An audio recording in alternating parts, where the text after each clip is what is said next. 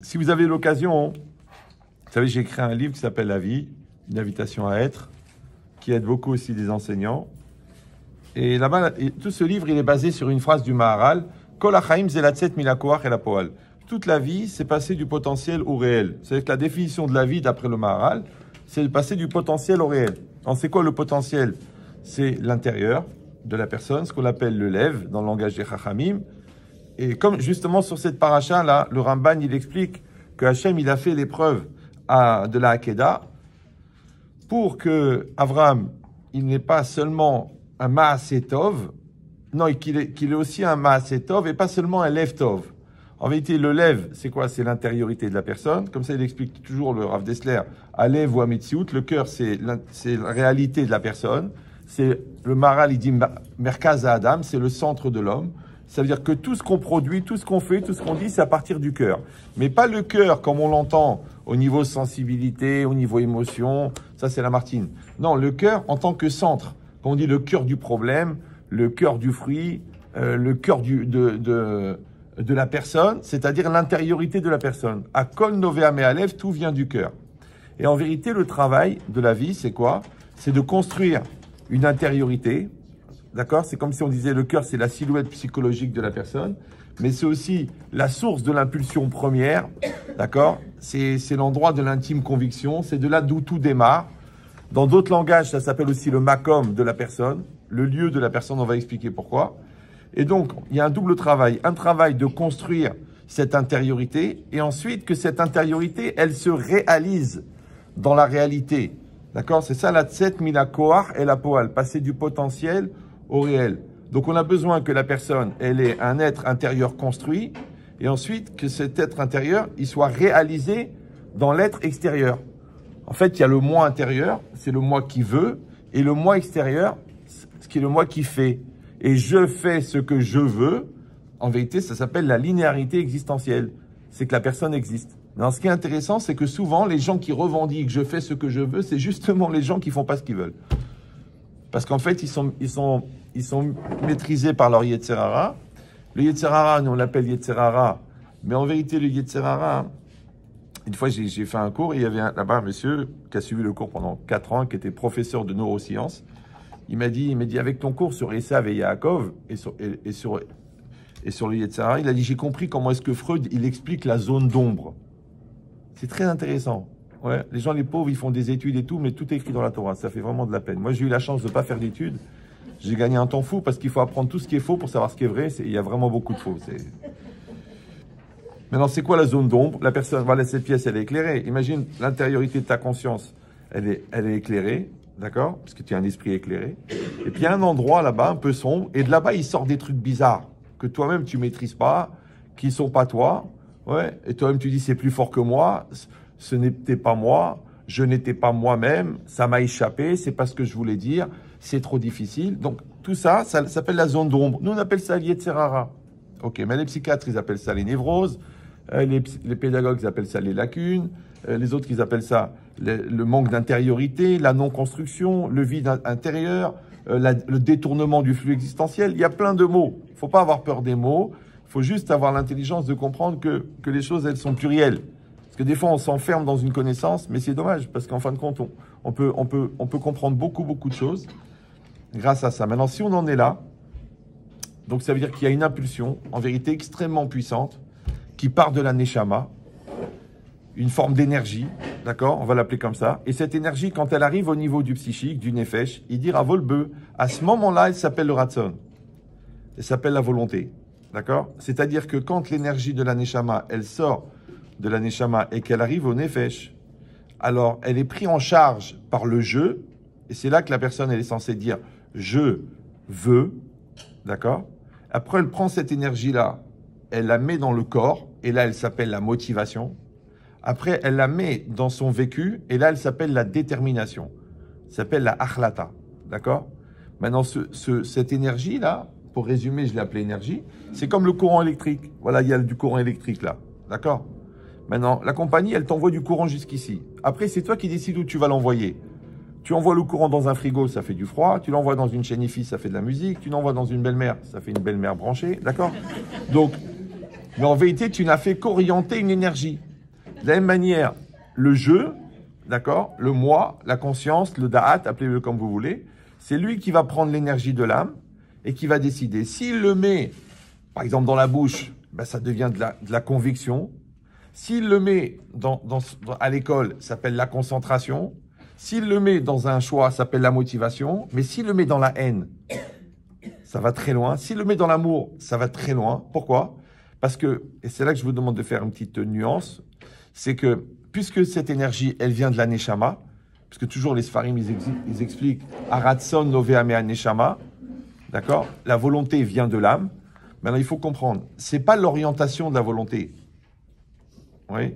Parce que si l'orientation vient de la volonté, donc on est des robots, parce que la Neshama, elle est divine. Ça va?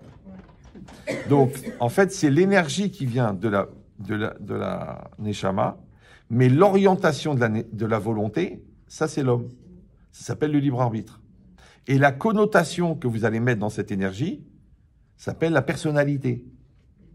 Maintenant, je vais mettre de l'intelligence, je vais mettre de la finesse, je vais mettre de la lourdeur, je vais mettre de la force, je vais mettre de la haine, je vais mettre de l'amour. C'est moi qui décide. Ça veut dire qu'en vérité, l'homme, ça n'est qu'une connotation et une orientation personnelle qui est mise dans une énergie divine qui le traverse. Voilà, vous avez toute la philosophie qui est résumée. Vous avez compris l'idée ou non? Maintenant, vous, votre travail, c'est d'aider l'enfant à maîtriser cette énergie. La pédagogie, c'est de lui donner les outils pour que le jeu intérieur soit capable de prendre en charge cette énergie. Maintenant, dans cette énergie, donc il y a la maîtrise de soi, parce que vous avez compris que c'est le jeu qui maîtrise l'énergie. Il y a aussi le respect de soi. Il y a aussi la valorisation de soi. Tout ça, ça va ensemble. Parce qu'étant donné que l'enfant, comme tous, il a le moi, le jeu, la anochiout, ouais, et le yetzerara, le mauvais penchant, et le bon penchant. Encore une fois, nous, on l'appelle yetzerara, eux, ils l'appellent névrose, angoisse, lacune, complexe, délire, dérive du flux existentiel. Donc, vous avez compris maintenant, cette énergie qui sort de l'âme, quand elle arrive au niveau du nefesh, c'est le nefesh qui va le gérer. D'accord? C'est comme le pompier. Il tient le tuyau, il dit au gars, vas-y, envoie la pression. Et il y a une très grosse pression, parce qu'il va envoyer de l'eau à 30 mètres. Mais si le pompier, il a 6 ans, il ne peut pas tenir le tuyau. Alors il fait n'importe quoi. Même si concrètement, il en a 34. On verra les cas personnels après, si vous voulez. D'accord? Mais l'idée, c'est ça. En vérité, l'idée, c'est que on doit construire un être intérieur, ouais, et on doit construire un être extérieur. Donc l'être intérieur, encore une fois, c'est celui qui veut, c'est celui qui conceptualise, c'est celui qui réfléchit, c'est celui qui se valorise, d'accord? Et lui, il va se réaliser dans la réalité, dans l'acte extérieur. Et l'acte extérieur s'appelle le marassé. Maintenant, tov, dans le langage des chachamim, ça ne veut pas dire bon. Ça, c'est à l'ulpan. Tov, ça veut dire complet. Donc, marassé tov, c'est un acte complet, sans lacune, sans manque. C'est pour ça que dans Michelet, le paresseux, il s'appelle chasser lev. Pourquoi chasser lev? Parce que lev, on a dit que c'est l'intériorité, chasser, c'est manquant. Donc quelqu'un qui est incomplet, il ne peut pas produire du complet. Par exemple, si vous mettez la main devant une lampe, dans l'ombre de la main, il y a combien de doigts? Je vais peut-être baisser le niveau. Donc, j'exagère. Je sais que c'est bien plus grave. Donc, si j'ai une lampe, non, c'est rien, c'est pour vous exciter. Donc, je mets une lampe. Si je mets la main devant la lampe, il y a combien de doigts dans l'ombre de la main? 5. Ça dépend de combien il y a de doigts dans la main. Donc, restez calme, restez calme. Ce n'est pas un appel au dialogue. Numéro 1, parce que j'ai pas le temps. Numéro 2, parce que je suis marocain. Donc ça veut dire quoi? J'exagère. Donc l'idée, c'est quoi? La main, c'est la personne. L'ombre, c'est l'acte de la personne. Bon, non, l'acte, il n'est que la projection de la personne. Donc, si la personne est complète, elle projette du complet. Si la personne est incomplète, c'est pour ça que tes actes témoignent pour toi. Quand tu dis, oui, j'arrive pas à finir mon travail, j'arrive pas à ranger ma chambre, j'arrive pas à finir ma phrase, en vérité, c'est que tu projettes que tu es incomplet. Facile. Maintenant, c'est quoi incomplet? C'est chasser. Chasser, c'est le deuxième nom du Yetzer Hara. Ouais, le Maharal, il dit toujours, Léola, Madame Chasser, un homme est toujours manquant. Maintenant, le manque, c'est quoi? C'est le Yetzer Hara, parce qu'un homme, en fin de compte, il est défini par ses manques. Maintenant, chasser lève, ça veut dire que l'homme est manquant, donc il est incomplet. Comme il est incomplet, il ne peut pas produire du complet. Maintenant, quand il est incomplet lui. Donc, s'il est incomplet lui, ça veut dire que lui, il est absent de lui. Ça va toujours? Ouais. S'il est absent de lui, comme le vide n'existe pas dans la nature, donc quand lui, il n'est pas là, le Satan, il est là. Il y a que deux solutions. C'est au Yetzer Hara ou toi. Regardez cette bouteille, vous la voyez? Si vous ne la voyez pas, il faut acheter un chien. D'accord? Donc, un chien aveugle. Donc maintenant, cette bouteille, elle est pleine, elle est neuve. Ouais. Si je la vide, elle se remplit d'air. Qui a mis l'air? Alors les croyants, ils vont dire c'est Dieu. Ok. Bon, ça veut dire qu'il a que ça à faire, il remplit des bouteilles d'air. D'accord? Il y en a, ils vont dire, la science, elle va dire, c'est une loi mécanique de la nature, que la nature n'aime pas le vide. Donc, dès que vous enlevez l'eau, ça fait de l'air, ça met de l'air. Ça va? Oui, non? Oui. Après, il y a les gens qui sont ni croyants, ni intelligents. Ils vont dire rien, c'est rien. C'est rien. Voilà, il n'y a pas, c'est ni Dieu, ni la nature, c'est rien. Ça s'appelle l'air de rien. Bon, c'est pas grave. J'ai besoin des blagues pour savoir si vous suivez. Hein. Là, je suis à la limite déçu. Bon, c'est pas grave. Donc maintenant, écoutez bien, ça c'est très très important. Vous allez gagner à peu près 10 ans d'yeshiva et 22 ans de thérapie. Écoutez bien. En fait, celui qui sait qui a mis l'air, c'est celui qui a enlevé l'eau. Traduction. Non, j'ai arrêté de parler au premier degré à 9 ans et demi, donc je ne vais pas vous dire des bêtises pareilles, franchement, la vérité. Donc, en fait, celui qui a enlevé la confiance, c'est lui qui a mis le soupçon. Celui qui a enlevé la sérénité, c'est lui qui a mis le stress. Celui qui a enlevé l'expression des sentiments, c'est lui qui a installé la routine. C'est-à-dire que je suis l'installateur indirect de la réalité. Celui qui enlève la émouna, il fait rentrer le doute. Celui qui enlève la Torah, il fait rentrer la Touma. Vous avez compris ou non? Maintenant, la bouteille, c'est la personne. C'est la vie aussi. Je ne me rappelle pas avoir dit que vous aviez le droit de parler. J'ai oublié peut-être. Ouais. Non, je sais que vous n'êtes pas forcément d'accord, sinon on aurait tous la même barbe, mais franchement, ça serait un vrai problème d'épilation pour vous. Donc qu'est-ce qu'on est en train de dire? On est en train de dire que la personne, à l'intérieur d'elle-même, elle a une entité extrêmement puissante, qu'encore une fois, que nous, on appelle le Yetzer Hara, que les psychologues, ils appellent le confort à la non-existence, parce que c'est toujours plus facile de se laisser aller que de se prendre en main. Ouais, d'accord? C'est plus facile de suivre ses pulsions que de les maîtriser. Or, les pulsions, ils viennent de la nature, et un homme, il a le choix, ou il suit sa nature, ou il suit sa volonté. Normalement, les Ovdei Hashem, ceux qui servent Dieu, ils servent leur volonté, ouais, et les autres, ils servent la nature. Alors moi, je vois les gens, je leur dis, écoute, il faut arrêter de mentir, tu vas divorcer, non, c'est ma nature, il faut arrêter de voler, bon, c'est mon métier, j'arrive pas, c'est ma nature. Ah, bon, si, à chaque fois qu'on vous pose une question, vous répondez que c'est votre nature, il ne faut pas aller voir un rave, il faut aller voir un vétérinaire. Comprenez ou non? Pourquoi? Parce que justement, la religion et la vie en général, c'est pas pour être naturel. C'est toi à la mode, bio, tu t'incarnes dans ton chien, tu parles avec ton cheval. Non, la vie, c'est d'être surnaturel. Maintenant, surnaturel, c'est pas de marcher sur l'eau et de refaire revivre les morts. Ça, on a fait une croix dessus depuis longtemps. Non, c'est d'être capable que tu as une colère et tu maîtrises la colère. C'est surnaturel. Tu as une grosse paresse qui te monte et tu te lèves pour travailler. Ça, c'est surnaturel. Ça s'appelle faire des efforts. Ouais, c'est ça qu'on doit apprendre à l'enfant, à faire l'effort. Le problème, c'est que l'effort, il vient de la neshama. Le non-effort, il vient du corps. Et qu'est-ce qu'il dit Rav Dessler? En fait, le Yetzer Hara, bon, la Gemara, elle dit que le Yetzer Hara vient à la naissance. Le Yetzer Hatov, il se révèle à la bar mitzvah et à la bat mitzvah. Donc, un garçon de 13 ans, à 13 ans, il a un Yetzer Hara de 13 ans et il a un Yetzer Hatov de 1 jour. Donc, le bébé, il vient de sortir du ventre, on l'a lavé, on lui a mis un pyjama, on l'a mis par terre, en face d'un voyou. On lui dit, battez-vous. Ouais, ce qu'il dit le Passouk, que le Yetzer Hara, il est zaken, mais il exile. Il est vieux, mais il est bête. Et le Yetzer Tov, il est saïr, il est jeune, mais il est chacham. Il est jeune. Donc en vérité, ça va être l'intelligence contre l'expérience. Pourquoi l'expérience? Il dit Rav Dessler, et c'est là qu'il intervient Rav Dessler, parce qu'en fait, étant donné que la personne, elle a son Yetzer Hara depuis la naissance, et que son jeu n'est pas développé, donc qu'est-ce qu'elle va faire? Elle va s'identifier avec son Yetzer Hara. Comme c'est vu ou non?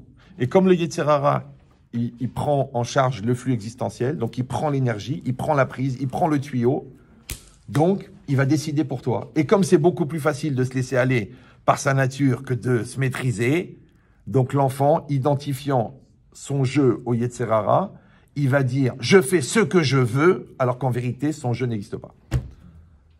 Voilà, vous avez compris tout le problème de l'homme. Maintenant, je n'ai pas précisé l'âge.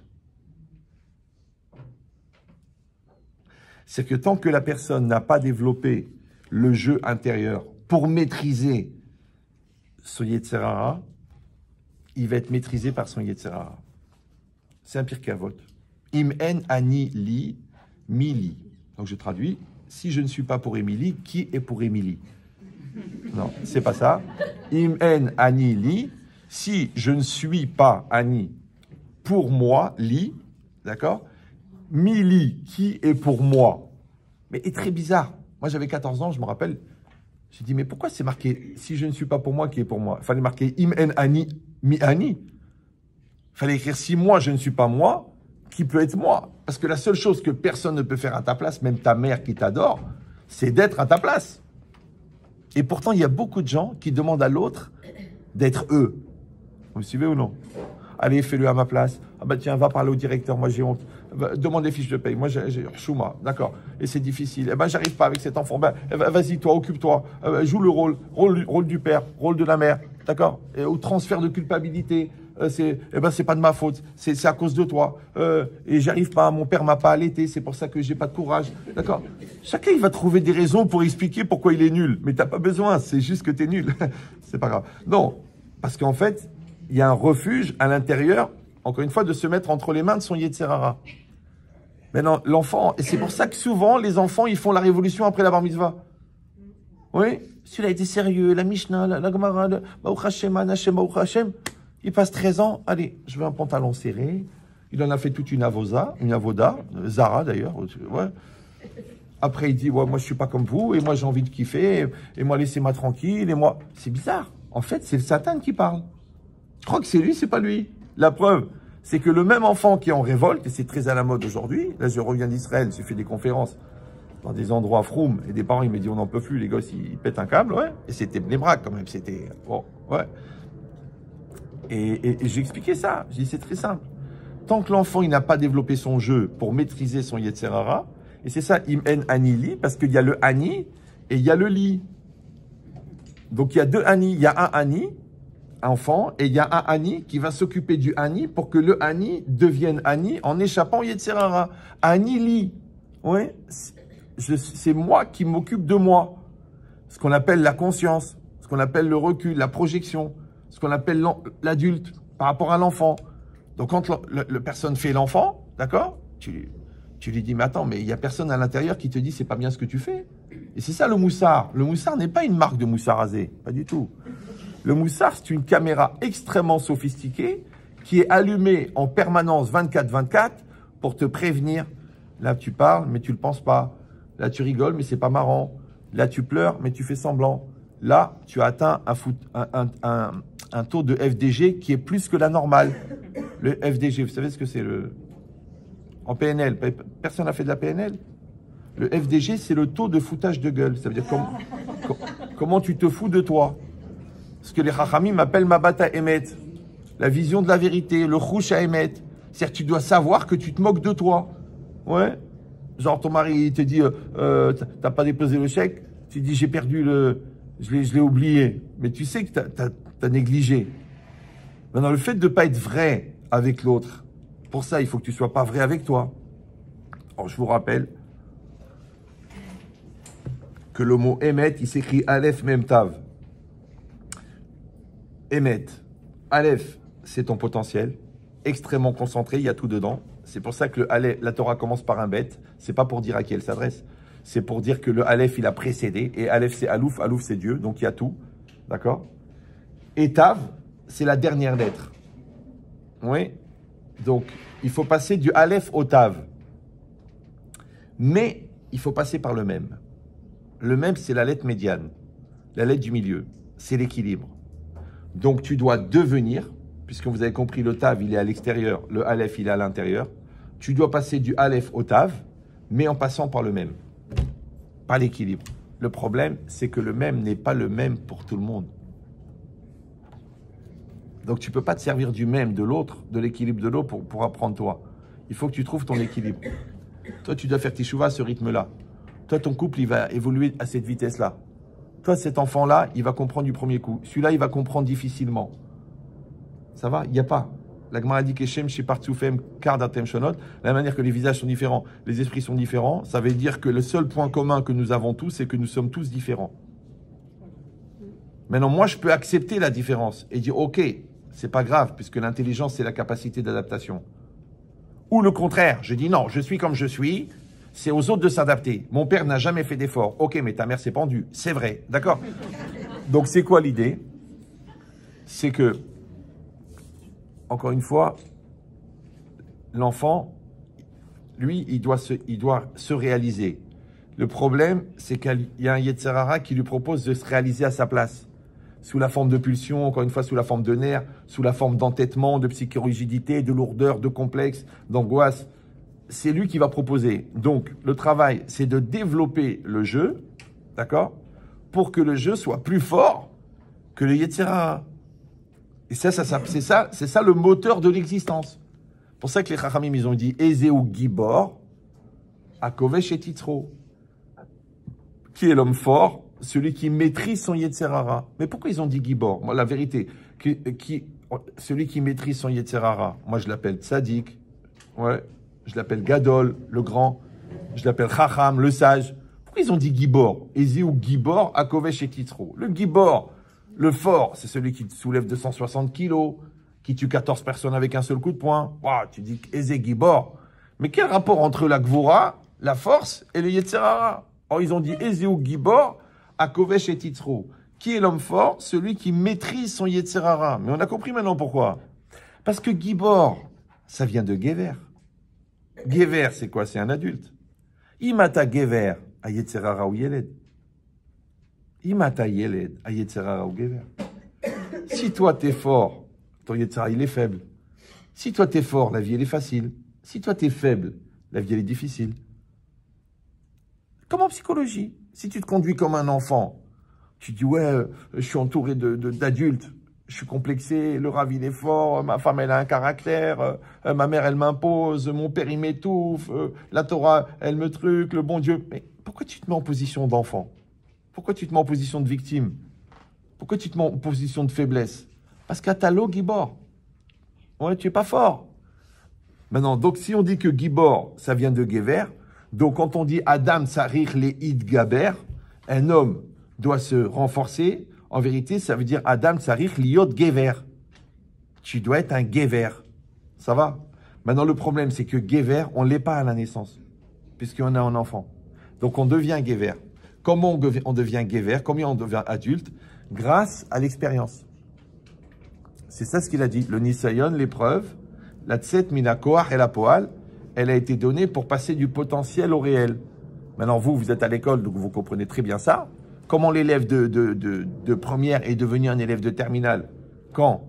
Eh bien, le jour du conseil de classe. À la fin de la première, on a dit admis en terminale. Mais non, pendant le dernier mois, parce que c'est là qu'il a vraiment travaillé pour influencer le directeur. Non, c'est pendant toute l'année de première, il est devenu un élève de terminale. Comme tu deviens un homme de 43 ans pendant l'année de 42 ans. C'est pendant les premières années de ton couple de gamin que vous devenez un couple solidaire adulte. C'est des process, c'est des étapes, c'est nécessaire. D'accord? Donc maintenant, comme à l'école, il y a le cours. La vie, c'est une école. Hachem, c'est le proviseur. Le programme, c'est la Torah. Les exercices, c'est les épreuves. Les camarades de classe, c'est les gens qui t'entourent. Et le Yetzer Hara, c'est le professeur de travaux dirigés. Donc, il va te donner des exercices pour que tu puisses acquérir la Torah.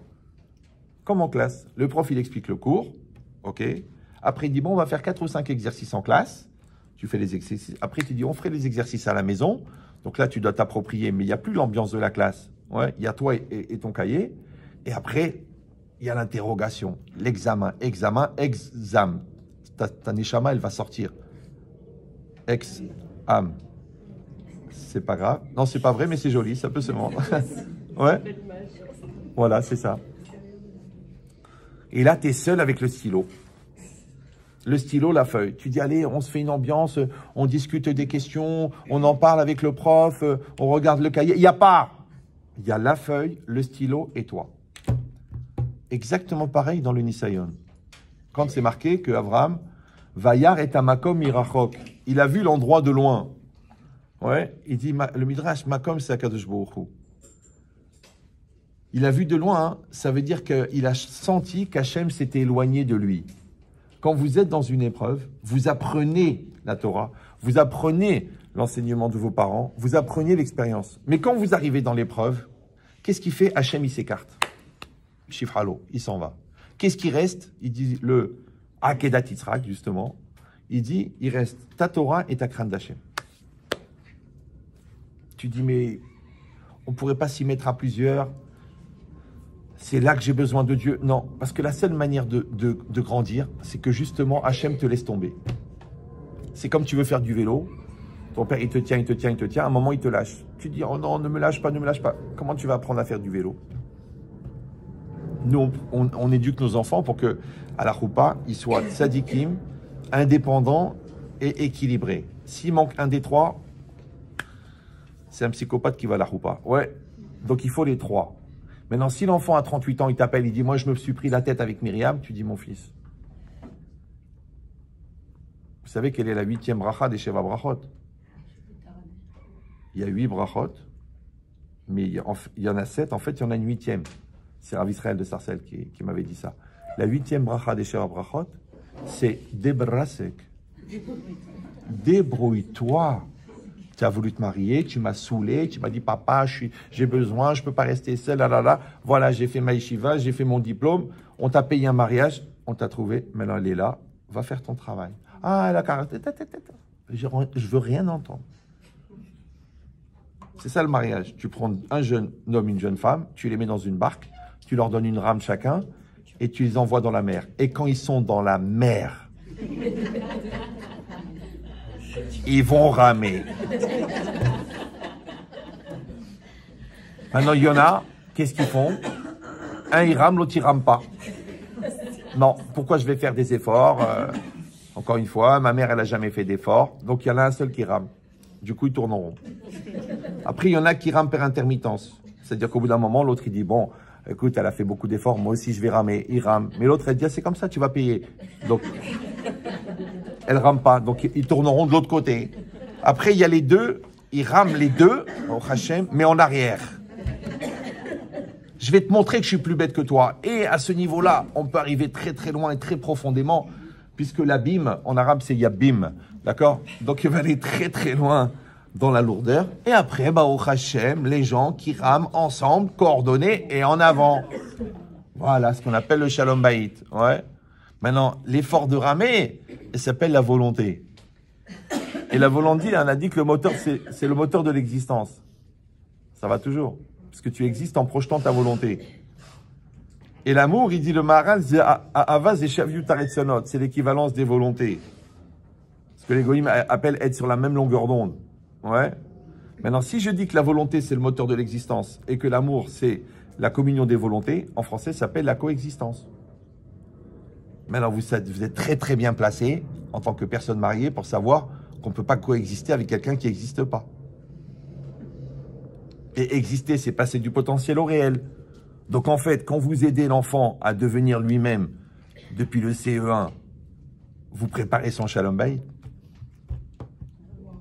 Ah bah oui, parce que comment il va coexister s'il n'existe pas? Comment il va coexister si c'est l'Yetzara qui existe à sa place? Comment il va lutter contre la tristesse, puisque l'Yetzara lui dit, vas-y, mets-toi en situation de tristesse. Vous avez entendu parler de Ben Chetrit, non? Oui. Il habite à Épinay. J'ai un problème avec les religieux, c'est qu'ils croient qu'ils n'ont pas besoin d'écouter. Et grâce à Dieu, ils sont de plus en plus brels. C'est un phénomène. Ouais. Mais c'est pas grave. La barbe, ça pousse tout seul. C'est comme les mauvaises herbes. Mais écoutez bien ce que je vous dis. Ça a l'air d'une blague. Une pression au singulier, dépression au pluriel.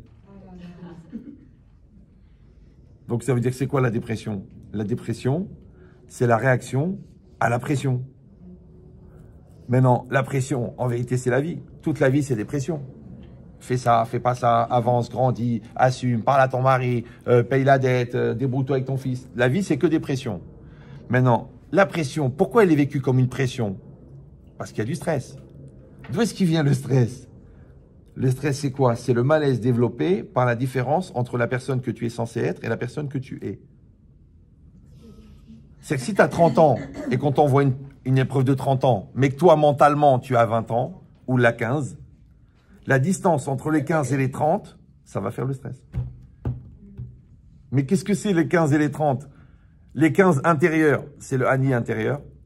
Le 30, c'est l'âge extérieur. Donc, ton intérieur et ton extérieur ne sont pas les mêmes. Donc, tu n'es pas Toho Kebaro. Tu n'es pas toi-même le même que toi. Cette distance entre la personne que tu es censé être 30 ans et la personne que tu es, ce vide-là, il est comblé par quoi? Par le stress. Le stress, il génère la pression. La pression cumulée et non gérée génère la dépression. Donc, une pression au singulier, dépression au pluriel. Donc, la dépression, c'est le fruit de la non-existence. Qui c'est qui empêche d'exister? Le Yetzer Hara. Qu'est-ce qu'ils disent les Chachamim? En Yetzer Hara Sholet et la Bemi Sheino Besimcha. Le Yetzer Hara ne s'attaque qu'à celui qui n'est pas dans la joie. Or, la joie, d'après le Rav Dessler, c'est la satisfaction d'être. Donc, la satisfaction d'être, elle n'existe que pour les gens qui sont. Et son être, c'est quoi? C'est exister. Mais comme le Yetzer Hara, il t'a proposé d'exister à ta place. Donc, toi, tu n'as pas existé. Comme tu n'existes pas, tu n'as pas la satisfaction d'exister. Maintenant, le fait d'exister, ça fait aussi que toi, tu atteins ce qu'on appelle la confiance en toi. Parce que d'où elle vient la confiance en toi? C'est quand tu constates, toi, que tu as réussi, toi, à faire ce que toi, tu voulais faire, toi. Quand l'enfant, il voit qu'il a des notes, ça lui donne la confiance. Quand vous lui dites, ah, c'est nul ce que tu as fait, automatiquement, ça lui enlève la confiance. Donc, Aoud, il se met dans le Satan. Et le Satan, il lui dit, fais la chutzpah, puisqu'on ne te fait pas confiance. Donc, puisque tu ne peux pas te faire remarquer en tant que meilleur élève, tu vas te faire remarquer en tant que le clown de la classe. Mais c'est juste un besoin d'exister. Parce que tout le monde a besoin d'exister. Tout le monde. Maintenant, le rachat, il existe par le Yetzer Hara. Le tzaddik, il existe par le Yetzer Tov. C'est tout. Vous avez tout compris. Je ne sais même pas pourquoi je suis venu. Ouais. Maintenant, votre travail à vous, c'est d'accompagner l'enfant dans ce travail de Hitgabrout, de devenir adulte. Ouais. Maintenant, adulte, là, vous avez compris. Et ça, il faut expliquer aux enfants. Souvent, moi, je me suis pris au jeu des enfants de seconde, première, terminale, parce que la vérité, avant, ils sont un peu trop jeunes pour moi. Mais poser la question à un enfant, c'est très intéressant. À quoi ça sert l'école? Ils ne savent pas. Ils disent, ouais, c'est pour avoir un métier. Tu dis, c'est pour acquérir des connaissances. Ils n'ont pas compris. C'est dommage. Alors, je vais le dire. Moi, je sais que vous avez compris, mais je vous le dis quand même. On ne sait jamais des fois qu'il y a... Des fois que vous n'avez pas pris le temps de vous poser l'essentiel tellement vous étiez occupé aux détails du superficiel. C'est vrai, des fois, on a tellement la tête dans la technique qu'on oublie le pourquoi. Alors, je vous dis le secret. En fait, par exemple, toujours moi je rigolais, je disais, pourquoi le prof il te donne la dissertation 15 jours avant, puisque de toute façon tu l'as fait la veille? À quoi ça sert les équations du 4e degré, puisque de toute façon tu vas être pâtissier? D'accord? À quoi ça sert d'apprendre à résumer un texte? Ça va pas être dans ton métier. Tu feras jamais une dissertation dans ta vie. Tu es secrétaire de direction, qu'est-ce que tu vas faire avec les dissertations? Alors en vérité, c'est pas l'école qui est importante. C'est les qualités que tu développes avec l'école. Par exemple, les enfants, quand vous êtes prof de français, vous savez ça. Vous dites à un enfant, voilà, faites-moi le résumé de ce texte. Alors, toujours, monsieur, j'ai compté, il y a 84 mots.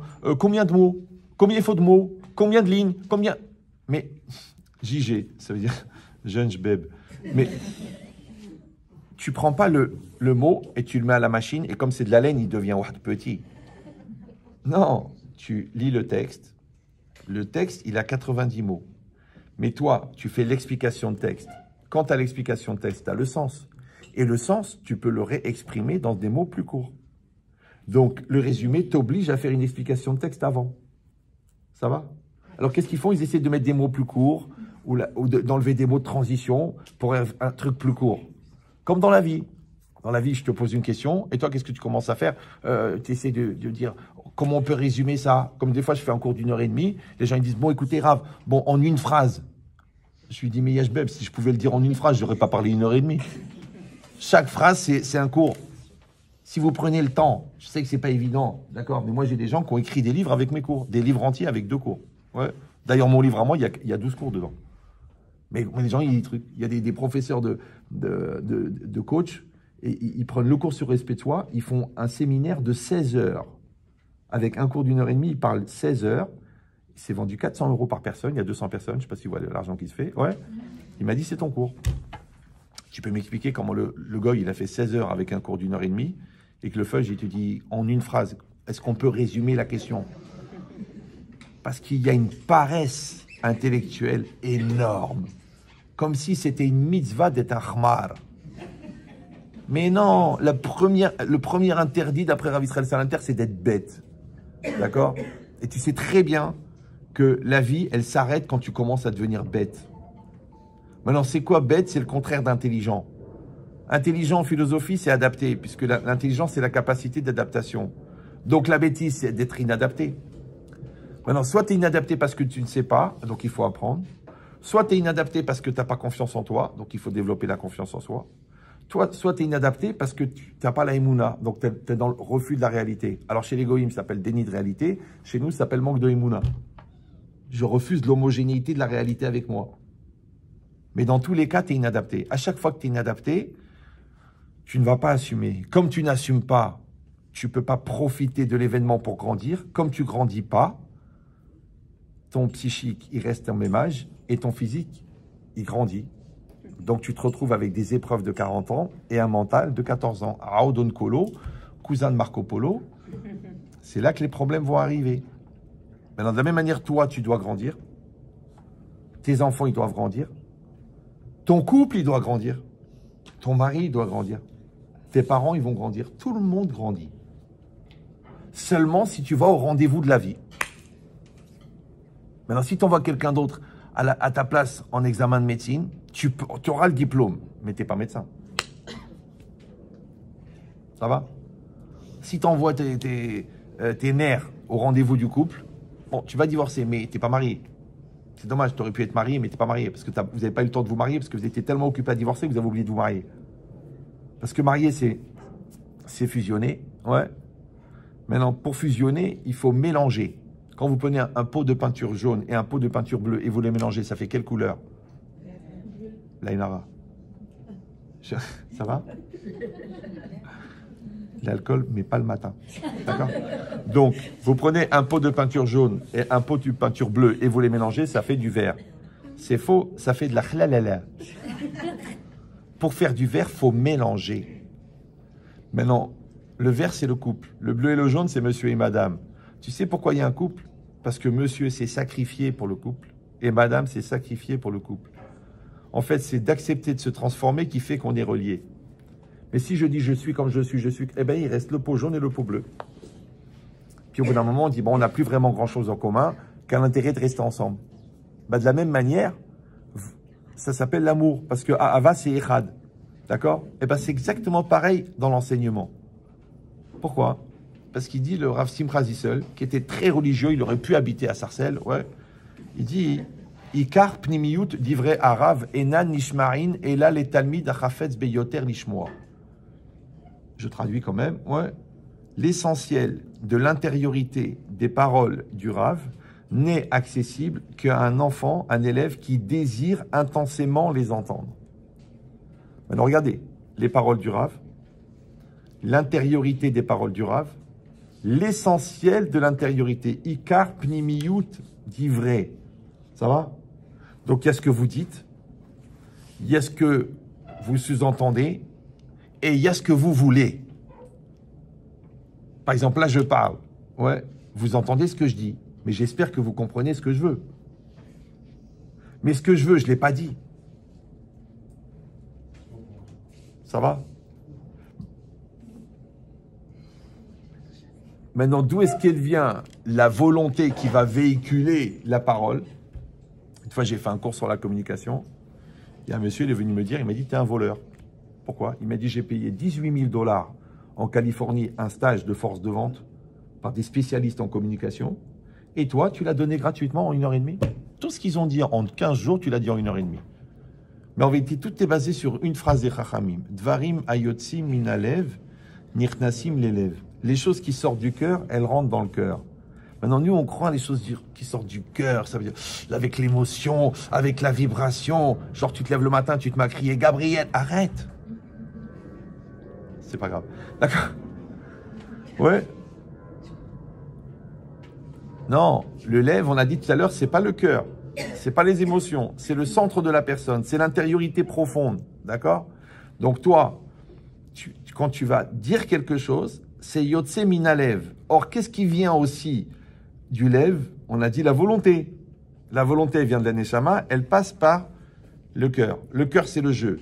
Donc, quand tu dis « je veux », le jeu, il est humain, mais le vœu, il est divin, dans sa nature.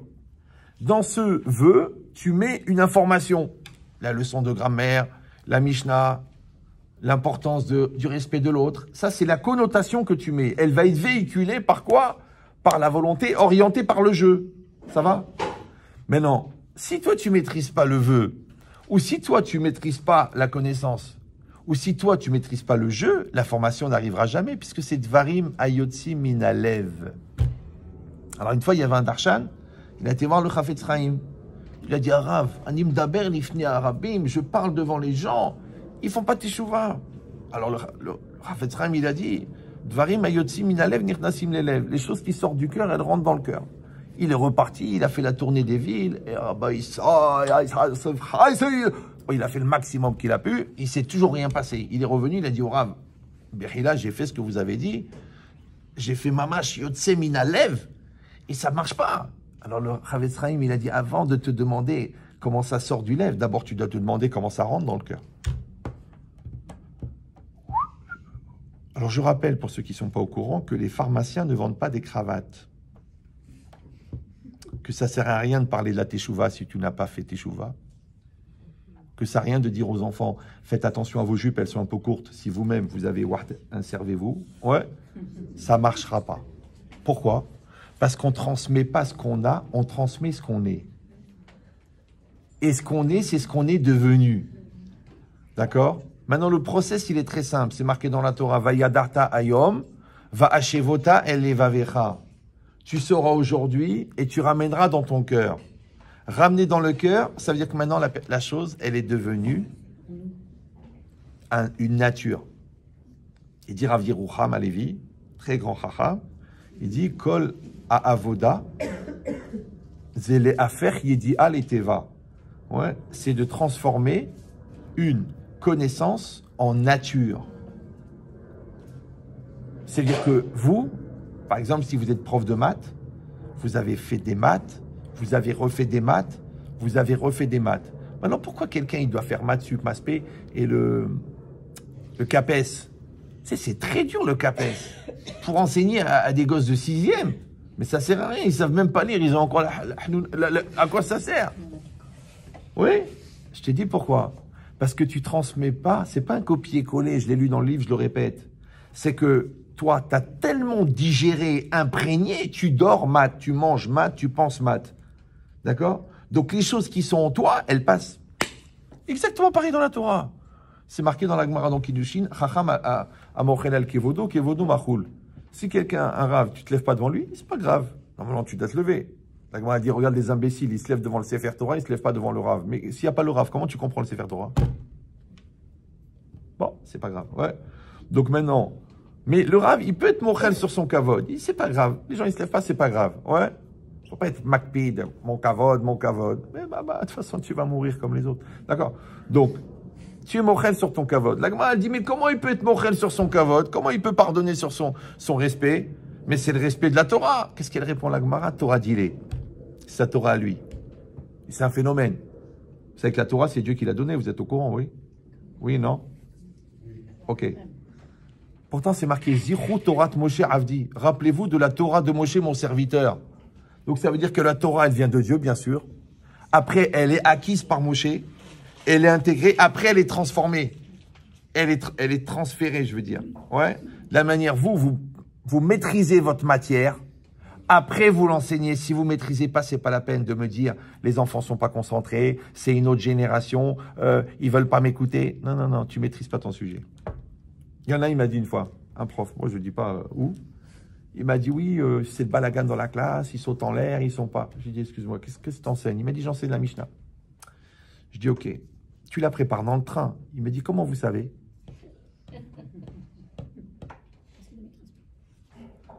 La Mishnah, tu la prépares à la maison, tu prépares 74 questions pour disséquer la Mishnah, pour séquencer la Mishnah, pour accrocher la tête des enfants, pour les maintenir en éveil et en curiosité. Donc tu l'as tellement mâché, digéré, ruminé, elle va sortir de la Mishnah, broura, claire. Mais en vérité, vite fait, t'as lu comme ça, t'as lu le Kéati, t'as lu... C'est pareil, tu dis, bon, je vais enseigner l'addition, ça va, qu'est-ce qu'il y a? On est en CP ou j'en sais rien, bon, 1 plus 1, 2 plus 2, une pomme plus une pomme. Non, non, non. C'est ça la pédagogie. Il faut que tu réfléchis le chemin invisible entre l'incompréhension et la compréhension. Et toi, tu dois tracer ce chemin et accompagner l'enfant pour que lui, il passe de l'incompréhension à la compréhension. La preuve, c'est qu'à un moment, tu vois que ses yeux s'éclairent, tu as compris qu'il a compris. Maintenant, ils ont dit, comment ça se fait qu'Einstein, il arrive à expliquer à des enfants de 8 ans ce que des scientifiques de gros noms n'ont pas compris. Tu sais pourquoi? Parce qu'Einstein, il a compris. Ça va? Donc, des choses que vous n'appliquez pas, ne demandez pas à vos enfants de le faire. Ça ne passera pas. Comprenez ou non? N'exigez pas de vos élèves qu'ils atteignent une compréhension si, au fond, vous n'avez pas compris. Maintenant, vous allez dire, bah, j'ai compris. Ah, t'as compris, toi. Écoutez bien, on met des années à apprendre ce qu'on ne sait pas. On met des années à comprendre ce qu'on sait, on met des années à intégrer ce qu'on a compris, et on met des années à devenir ce qu'on a intégré. L'ilmod ou l'amed, l'ishmor velasot. Donc quand tu fais semblant de comprendre parce que tu as fait copier-coller entre le livre et ta bouche, il ne se passe rien. Et ce vide-là, il fait un espace dans lequel, comme la nature n'aime pas le vide, il rentre le satan, il rentre le balagan, il rentre les bêtises. Pourquoi, encore une fois, on a dit Ikar pnimiyut divrei harav. L'essentiel des paroles du Rav ne sont entendues que par un enfant qui désire intensément. Maintenant, le problème, c'est que qui est le détenteur de l'intérêt de l'enfant? C'est le professeur. Moi, je vous dis un truc débile. Ne le prenez pas mal. Hein. Je vous aime tous, vous faites beaucoup d'efforts. D'ailleurs, je ne suis pas jaloux de votre rôle parce que moi, mes élèves, premièrement, ils sont tout le temps différents. Et deuxièmement, c'est eux qui viennent au cours. Vous, ils sont obligés de venir. C'est mortel. Ouais. Et c'est toujours les mêmes. Tu dis, c'est voir le pénitencier jusqu'à la fin de l'année. Ouais. Donc, kol hakavod pour le courage de supporter la classe. Moi, très peu, j'enseigne dans des petites classes. J'ai les nerfs parce que j'ai besoin de l'attention. Et c'est le plus dur à avoir. Maintenant, je vous donne le secret. Intéressant, intéressé. Intéressant, intéressé. Pas intéressant, pas intéressé. Passionné, passionnant. Passionnant, passionné. Pas passionné, pas passionnant. Pas passionnant, pas passionné. Ça veut dire que si toi, tu n'es pas intéressé, l'enfant n'est pas intéressé. Et tu vas dire, mais comment je vais m'intéresser? C'est un truc que j'ai fait en CM1, maintenant je l'enseigne à 38 ans. C'est pour ça que le professeur, tous les ans, il réécrit son programme, il réécrit son cours. Pourquoi je vais l'écrire? Ça y est, je le connais, j'ai le cours de l'année dernière. Oui, mais la différence, c'est que l'année dernière, il y avait la route, il y avait la soif d'enseigner. Et cette année, il y a la routine. Et si tu vas dire, je comprends pas, eh ben regarde ton couple, tu vas comprendre. Ouais. Donc, comment elle s'installe la routine? Parce qu'il n'y a pas de hidouche. Il faut que les paroles de la Torah, elles soient tous les jours nouvelles. Donc tu viens avec la pêche.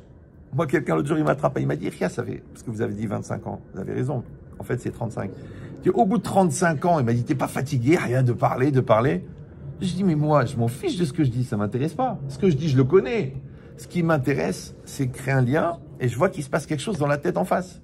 Moi, mon projet dans mes cours, c'est pas de transmettre de l'information, c'est de faire évoluer les gens. Maintenant, si les gens n'ont pas gagné entre 5 et 10 ans de maturité à la fin du cours, j'ai perdu mon temps. Tu dis, mais c'est pas possible, on peut pas faire gagner 10 ans.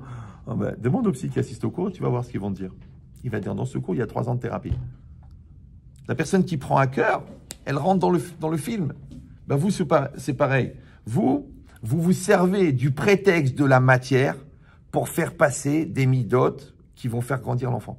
Donc, en fait, vous faites grandir le jeu. Parce que quand vous lui dites « relis ta dictée », il apprend à lutter contre son Yetzara qui lui dit « ça va, j'ai déjà lu ». Comprenez ou non? Quand vous lui dites « concentre-toi », vous lui apprenez de lutter contre le Yetzara qui fait « si'adaat ». La dictée, c'est extraordinaire. C'est quoi la dictée? La dictée, le prof, il donne un texte, toi, tu écris. D'accord? Et au fur et à mesure que tu écris, tu dois appliquer les règles de grammaire, les règles de conjugaison, les règles de... D'accord? Ouais. Donc, tu fais. Après, il te dit, relis la dictée. Ah, tu as écrit oiseau Z-O-I-Z-O. Donc, tu dis, bon, il y a un petit problème. OK. Donc, tu corriges, tu relis la dictée. Après, tu relis les liaisons. Mais normalement, on devrait être capable de faire directement la dictée sans faute. Mais c'est quoi la dictée? La dictée, c'est la vie. Ton intuition ou la réalité, elle te propose un texte et toi, tu dois le restituer sans faute, en appliquant les règles de la conscience, de la maturité, de la volonté, de l'honnêteté, de la halakha en temps réel. Qu'est-ce qu'ils font les gens? Ils font n'importe quoi. Après, ils regrettent, ils font teshuva, ils vont, ils s'excusent. Excuse-moi, mon amour, Mechila, si je t'ai insulté, tiens, je te rends l'argent que j'ai traîné. Mais en fait, qu'est-ce qu'ils font? Ils corrigent la dictée. Moi, mon prof à l'époque en français ou en philo, je ne me rappelle plus, en histoire géo, moi, je faisais toujours j'ai appris, j'ai beaucoup travaillé depuis l'âge de 14 ans pour être capable de faire tous les devoirs sur table sans brouillon. Il m'a dit, mais pourquoi tu fais pas de brouillon? Tu as le droit de faire un brouillon. Je lui ai dit, parce que je voulais pas que mon premier mariage il soit le brouillon de mon deuxième. Je veux pas que la première société, elle soit le brouillon du dépôt de bilan. Le dépôt de bilan pour préparer la deuxième. Je veux pas être Bédiévet, je veux être les Hatrila. Ouais. Donc j'ai lisé 2000 pages par mois. À 15 ans, c'est pas mal. Ouais. J'ai appris pratiquement par cœur le bouquin des synonymes, le dictionnaire. J'ai appris les mots de transition. Et je m'amusais à faire des dissertations de 17 pages, des rédactions. Il m'a dit, mais t'es fou. Je dis, je m'en fous, je mets le maximum. Ouais. Après, j'ai appris à restreindre. Après, j'ai appris à réduire les phrases. Après, j'ai réussi à faire la dissertation sans brouillon. Tu dis, ça sert à rien. Si, ça sert. Parce que dans la vie, c'est pareil. Là, je vous parle, vous me voyez. Vous croyez que la feuille, elle sert à quelque chose? Je ne l'ai pas regardée encore. Comment tu peux parler 1h30, concentré, profond, avec les transitions logiques, sans plan? Parce que c'est ta nature. Tu as travaillé un sujet. 30 heures de préparation, il y a 30 ans. Tu l'as enseigné 5000 fois. Il est là. Il est dans le disque dur. Zetora dilé. Ouais. Vous, c'est pareil. Pourquoi on fait des hautes études pour être enseignant dans des petites classes? C'est pas pour apprendre, parce que pour apprendre, tu avais déjà appris en seconde, tu avais déjà appris en première, tu avais déjà appris en troisième. Mais c'est pour devenir. Maintenant que tu es devenu, c'est rentré dans ta pnémioute. C'est ton intériorité. Ce que tu transmets, c'est pas ce que tu dis. Tu te sers de ce que tu dis pour capter l'intention. Mais ce que tu transmets, c'est ce que tu veux, qui véhicule ce que tu es. Donc si Béhémet a bien compris l'équation, il va comprendre l'équation. Comprenez ou non? Donc ça, c'est par rapport à la compréhension. Mais encore plus loin, par rapport à la mida, comme avec nos enfants, comment on fait? Il y a un problème entre frères et sœurs. Maintenant, c'est quoi le truc? Tu dis, ah, ça m'énerve, allez, tiens, va-toi, tiens, prends le vélo. Non, c'est une opportunité. Toi, tu dis, qu'est-ce qui s'est passé? Tu le fais Shlomo Ameler. Raconte-moi. Qu'est-ce que tu as compris? Qu'est-ce que tu n'as pas compris? Ah, et ben là, tu vois, tu aurais pu juger les caves de route. Ah oui, c'est vrai. Toi, tu t'es énervé trop vite. C'est-à-dire, on fait du chinour. On ne fait pas de l'élevage. Pour régler vite les problèmes. Ouais. C'est pareil l'éducation. Toi, tu es élève et professeur de ton conjoint. Le problème, c'est que les midotes pour être professeur et celles pour être élève, c'est pas les mêmes. C'est pour ça qu'il y a des soucis. Mais il faut travailler les deux. Tu es prêt à apprendre de l'autre et tu es prêt à enseigner à l'autre. Et c'est très bien. Et moi, je suis prêt à apprendre de toi et je suis prêt à t'enseigner à toi. Ça s'appelle le shalom. Maintenant, shalom, c'est shalem. Shalem, c'est complet. Complet, c'est le contraire de chasser. Chasser, c'est l'yetzerara. Donc, si tu n'es pas en maîtrise de ton yetzerara, tu es manquant. Quand tu es manquant, automatiquement, ça fait du chasser. Le chasser, quand il dégénère, ça fait quoi? Comment on appelle la dégénérescence du chasser? Chasra, c'est facile. C'est ça la chasra, c'est la dégénérescence du chasser. Donc, de la même manière, en fait, il faut changer le regard qu'on a sur l'enseignement. Parce que les enfants, ils apprennent, mais vous, vous enseignez. Ça va? Donc, ce que vous enseignez, vous le savez déjà. Si vous ne le savez pas et que ce n'est pas imprégné en vous, encore une fois, ce n'est pas la peine de me dire le niveau de la classe, il est nul. Parce que même un jbeb, même un handicapé, tu peux lui enseigner. Si vraiment tu as intégré. Moi, les gens, ils me disent, mais des rabbanim, ils écoutent les cours. Rav Hamou, il m'avait dit, mais dans ce cours-là, il y a 150 pages de Rav Dessler. Tu enseignes ça à des non-religieux. Je dis, ils ne sont pas religieux, mais ils ont un cerveau. Une fois, un Rav pareil, il m'a dit qu'est-ce que tu es en train de gaspiller? Des Rav Yeroucham, des Maharal, des Rav Loupian, des